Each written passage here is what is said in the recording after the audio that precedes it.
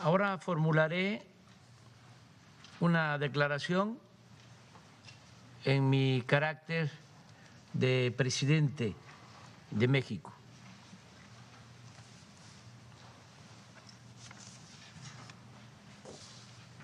Excelentísimo señor Antonio Guterres, secretario general de la ONU,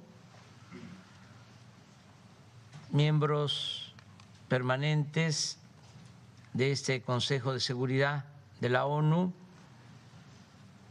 miembros no permanentes, señoras y señores. No vengo a hablar de seguridad como sinónimo de poderío militar, ni como argumento para el empleo de la fuerza contra nadie. En cambio, mi planteamiento se basa en lo que postuló ese titán de las libertades, según Pablo Neruda, que fue el presidente Franklin Delano Roosevelt cuando se creó la Organización de las Naciones Unidas. El derecho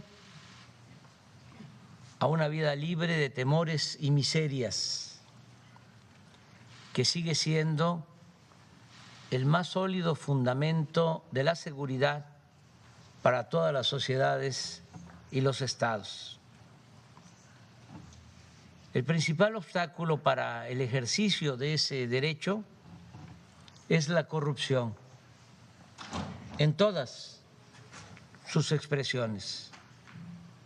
Los poderes transnacionales, la opulencia y la frivolidad como formas de vida de las élites, el modelo neoliberal que socializa pérdidas, privatiza ganancias y alienta el saqueo de los recursos naturales y de los bienes de los pueblos y naciones. Es corrupción el que tribunales castiguen a quienes no tienen con qué comprar su inocencia y protejan a potentados y a grandes corporaciones empresariales que roban al erario o no pagan impuestos. Es corrupción la impunidad de quienes solapan y esconden fondos ilícitos en paraísos fiscales. Y es corrupción también la usura que practican accionistas y administradores de los llamados fondos buitres, sin perder siquiera su respetabilidad. Sería hipócrita ignorar que el principal problema del planeta es la corrupción en todas sus dimensiones: la política, la moral, la económica, la legal, la fiscal y la financiera. Sería insensato omitir que la corrupción es la causa principal de la desigualdad, de la pobreza, de la frustración, de la violencia, de la migración y de graves conflictos sociales. Estamos en decadencia porque nunca antes en la historia del mundo se había acumulado tanta riqueza en tan pocas manos mediante el influyentismo y a costa del sufrimiento de otras personas, privatizando lo que es de todos o lo que no debe tener dueño, adulterando las leyes para legalizar lo inmoral, desvirtuando valores sociales para hacer que lo abominable parezca negocio aceptable. Veamos, por ejemplo, lo sucedido con la distribución de la vacuna contra el COVID-19. Mientras las farmacéuticas privadas han vendido el 94% de las vacunas, el mecanismo COVAX, creado por la ONU para países pobres, apenas ha distribuido el 6%. Un doloroso y rotundo fracaso. Este dato simple debiera llevarnos a admitir lo evidente. En el mundo actual, la generosidad y el sentido de lo común están siendo desplazados por el egoísmo y la ambición privada. El espíritu de cooperación pierde terreno ante el afán de lucro y con ello nos deslizamos de la civilización a la barbarie y caminamos como enajenados, olvidando principios morales y dando la espalda a los dolores de la humanidad.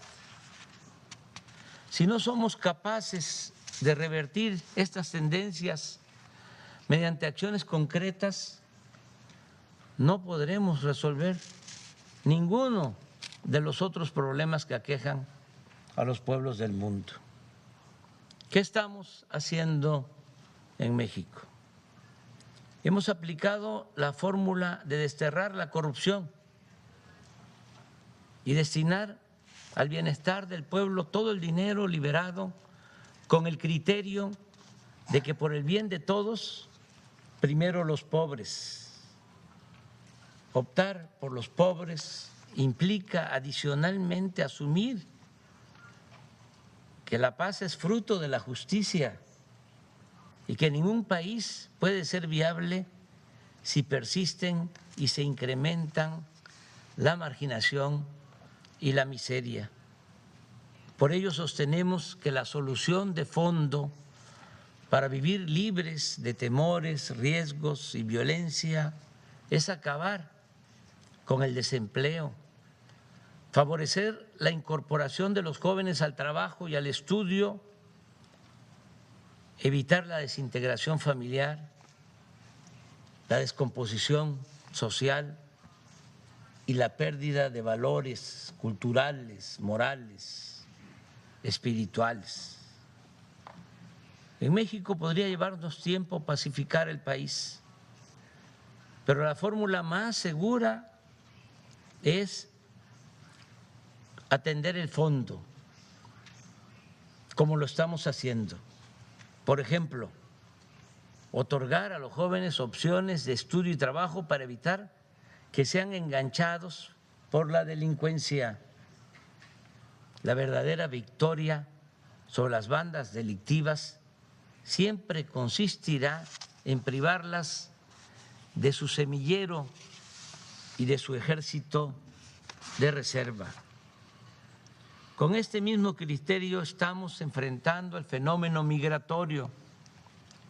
Las acciones fundamentales no son las coercitivas, sino las que incorporan a todas las personas al estudio, al trabajo, a la salud y al bienestar en los lugares en los que nacieron o residen, de modo que no se vean obligadas a abandonar sus pueblos por hambre o violencia y que únicamente emigren quienes deseen hacerlo, que la migración sea opcional y no forzosa, una decisión individual y no un fenómeno de proporciones demográficas.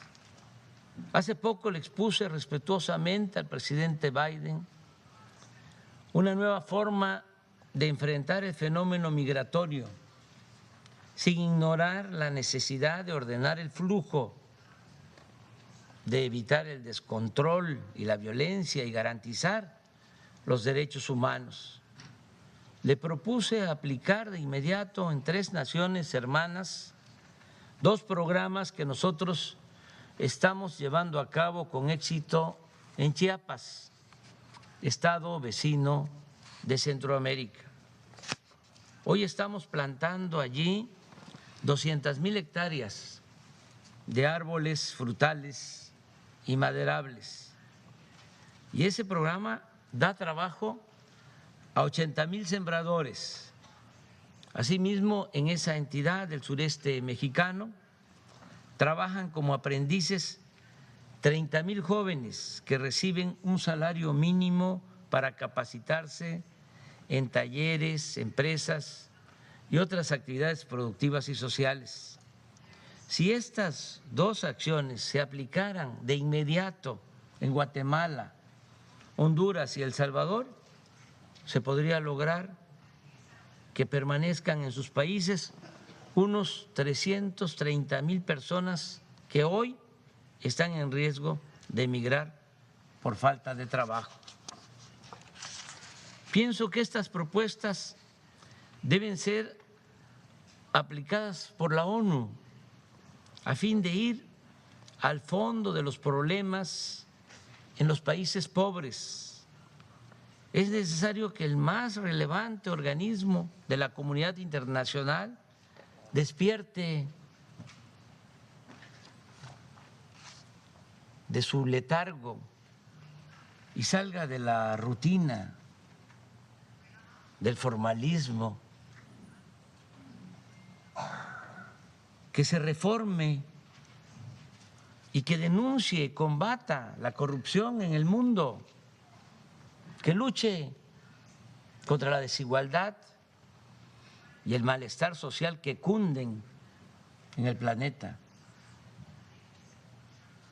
con más decisión, profundidad, con más protagonismo, con más liderazgo.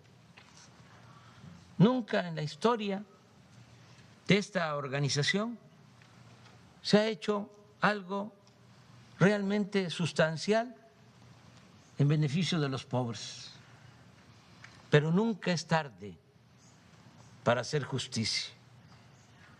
Hoy es tiempo de actuar contra la marginación, atendiendo las causas y no solo las consecuencias.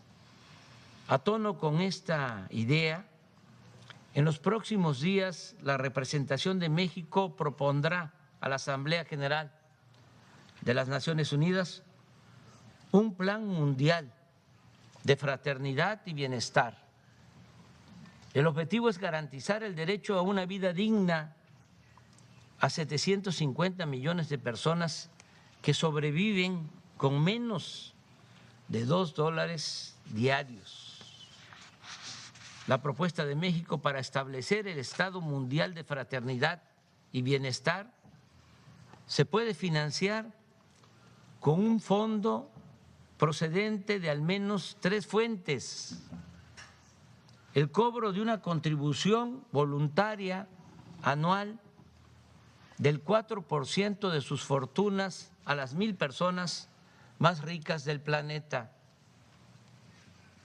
una aportación similar por parte de las 1,000 corporaciones privadas más importantes por su valor en el mercado mundial y una cooperación del 0,2% del PIB de cada uno de los países integrantes del grupo de los 20. De cumplirse esta meta de ingresos, el fondo podría disponer anualmente de alrededor de $1 billón. En su informe anual, la ONU podría destinar un día para otorgar reconocimientos o certificados de solidaridad a personas, corporaciones y gobiernos que destaquen por su vocación humanitaria, ayudando a financiar el Plan Mundial de Fraternidad y Bienestar. Los recursos de este fondo deben llegar a los beneficiarios de manera directa, sin intermediación alguna, porque cuando se entregan fondos supuestamente para ayudar a los pobres, a organizaciones no gubernamentales, de la sociedad civil o a otro tipo de organizaciones. No quiero generalizar, pero en muchos casos ese dinero se queda en aparatos burocráticos, en pagar oficinas de lujo, en mantener asesores, o se desvía y termina por no llegar a los beneficiarios. Por eso, repito, los recursos de este fondo deben llegar a los beneficiarios de manera directa, sin intermediación alguna, mediante una tarjeta o un monedero electrónico personalizado. El Banco Mundial y el Fondo Monetario Internacional podrían colaborar en la creación de la estructura requerida y desde el año próximo hacer un censo de los más pobres del mundo y una vez definida la población objetivo en cada país, comenzar a dispersar los recursos para el otorgamiento de pensiones a adultos mayores, a niñas y niños con discapacidad, becas a estudiantes, apoyos a sembradores y a jóvenes que trabajen como aprendices en actividades productivas, así como hacer llegar vacunas y medicamentos gratuitos. No creo, lo digo con sinceridad, que alguno de los miembros permanentes de este Consejo de Seguridad se oponga a nuestra propuesta, pues esta no se refiere a armas nucleares o invasiones militares, ni pone en riesgo la seguridad de ningún Estado. Por el contrario, busca construir estabilidad y paz por medio de la solidaridad con quienes más necesitan de nuestro apoyo. Estoy seguro que todas y todos, ricos y pobres, donantes y beneficiarios, vamos a estar más tranquilos con nuestra conciencia y viviremos con mayor fortaleza moral. Aquí recuerdo lo que sostenía Adam Smith: por más egoísta que quiera suponerse al hombre, evidentemente hay algunos elementos en su naturaleza que lo hace interesarse en la suerte de los otros, de tal modo que la felicidad de estos le es necesaria, aunque de ello nada obtenga, a no ser el placer de presenciarla. Con otras palabras, solo siendo buenos podemos ser dichosos. Y nunca olvidemos que es un deber colectivo de las naciones ofrecer a cada una de sus hijas e hijos el derecho a la alimentación, la salud, la educación, el trabajo, la seguridad social, el deporte y la recreación. Cierro recordando a dos patriotas y libertadores de nuestra América, José María Morelos y Pavón, siervo de la nación mexicana, que hace poco más de 2 siglos demandaba que se modere la indigencia y la opulencia.